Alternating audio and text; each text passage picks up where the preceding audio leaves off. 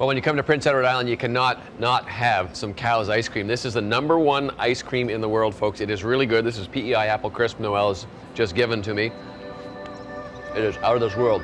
Let's find out a little bit more about Cow's ice cream. Since the 1980s, Cow's Creamery has become as iconic to PEI as Anne of Green Gables. The delicious ice cream has become world famous with a recipe that boasts only the highest quality of ingredients and a precise process. Once churned, this freezer stores up to 10,000 buckets, drops the ice cream's temperature to -30 degrees. It sucks out the air and keeps the dessert very dense so it'll melt slower. Also a big seller for Cow's is its merchandise. All sorts of whimsical t-shirts and toys are produced here as well, with a wide selection available in the gift shop. The ice cream is the main attraction though, so pick a flavor, grab a waffle cone, and trust me, take 2 scoops to go. Well, if you don't get enough excitement on the golf course, you can come here in the evening. This is the brand new Red Shores Racetrack and Casino. A fun night out. You can bet on some harness racing. You can try your luck at the casino. You can have a great dinner. And one of the most fun things you can do here is actually go into the barns and be an owner for a day. You can own your own horse for the night. Under bright stadium lights, round after round of prestigious harness races go down to the wire here at Red Shores Racetrack and Casino. Whether you choose to wager or not, the fun-filled evenings are loaded with excitement and come complete with a tasty selection of food and thirst-quenching beverages. The track's special Owner for a Night program takes visitors inside the stables to see what happens behind the scenes in owning a horse. Ours was Outrageous Spirit, a 2-year-old filly getting set to go off on the 3rd race. After spending some time getting to know her, we headed in to grab a seat. Little did we know we wouldn't need it. And she's homeward bound. Twinbee Miracle now second. Third on the outside is West River Wonder. Winning Twin coming up the inside. And she's there at the rail. Deep in the stretch. Winning. Went in the passing lane.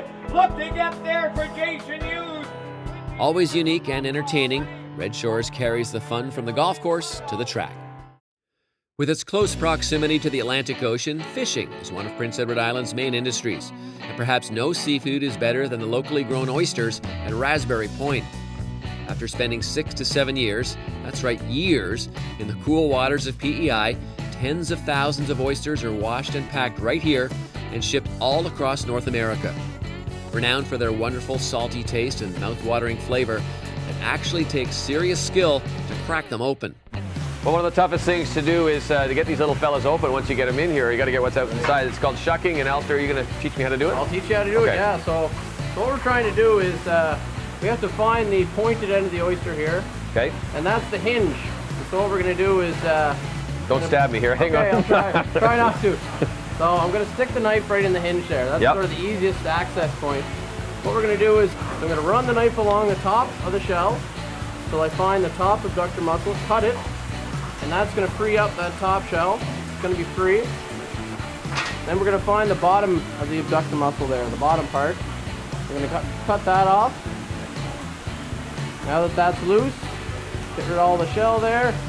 Give it a quick sniff, make sure it's good, and then hand it to someone and it's good. Let them slurp.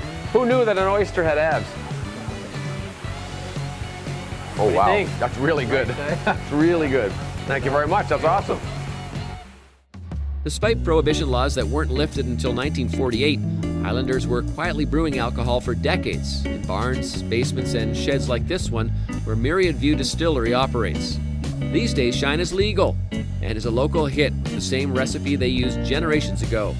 So we're going to keep much along the same line as our forefathers did. We're going to use molasses, because we would have stole the blackstrap molasses from the horse feed, and we're going to use sugar that we would have stole from Nanny's baking. So basically we take those products in and we set them off in large dairy tanks, 4,000 liters at a time. We put that in there, we let it ferment. Once it's done fermenting, we're going to put it in what I refer to as the big copper kettle. Once vaporized, these valves are used to add certain flavors and clean up the taste before the 90% alcohol pours out into barrels. Don't worry, the old-fashioned favorite goes down a lot smoother these days. When you drank that homemade Shine, you got that warm feel in your mouth followed by the burn down and then a little shake at the end. That was because the person that distilled it got a little bit greedy and they ran what we call some of the tails into the bottle. So we do very, very precise cuts in order to make sure you only get the very best product in your bottle. And this is just here in PEI, obviously. Just on PEI, this is where it comes from and this is where it's supposed to be. Named after a British queen over 2 centuries ago, Prince Edward Island's capital of Charlottetown is known for its great hospitality and long history. That history includes being the birthplace of Confederation. That's right, exactly 150 years ago, our forefathers journeyed here to Province House in P.E.I, where they first discussed a united government and merging colonies, kickstarting the process in officially creating our nation. And in 1864, those fathers of Confederation landed right here at Peake's Wharf. Today, it's a beautiful waterfront spot to enjoy a meal, peruse the different shops, or just relax under the sun. If you're in town for one of the numerous festivals, conventions, or farmers markets hosted in the city, be sure to stop off at the popular Victoria Row. It's a stunning spot to kick back, listen to the excellent entertainment, and enjoy a cold beverage or two. And if you feel like sampling the local flavor, give the Prince Edward Island Brewing Company a try. The award-winning beer is made inside this state-of-the-art facility in Charlottetown, complete with its own taps and merchandise shops for visitors, too. Behind the scenes, the building is filled with signature suds and all the equipment needed to concoct its special recipes. The entire brewing process takes about 2 to 3 weeks, but once ready, bottling, packing, and shipping are all done here to meet the fast-growing demand. All right, Mike Ross is here. He's the guy in charge here at least he likes to think that. He's in charge here at the Prince Edward Island Brewing Company. What a spot to come. This is a fantastic spot. And the best part is to start things off, you're going to pour me a beer. Great having the crew for a tour today. Bob, we're going to do the Iron Horse Brown. The Iron Horse Brown is gold medal winning best brown beer in Canada 2012. So Award-winning beer. I like it. bottoms up. Okay.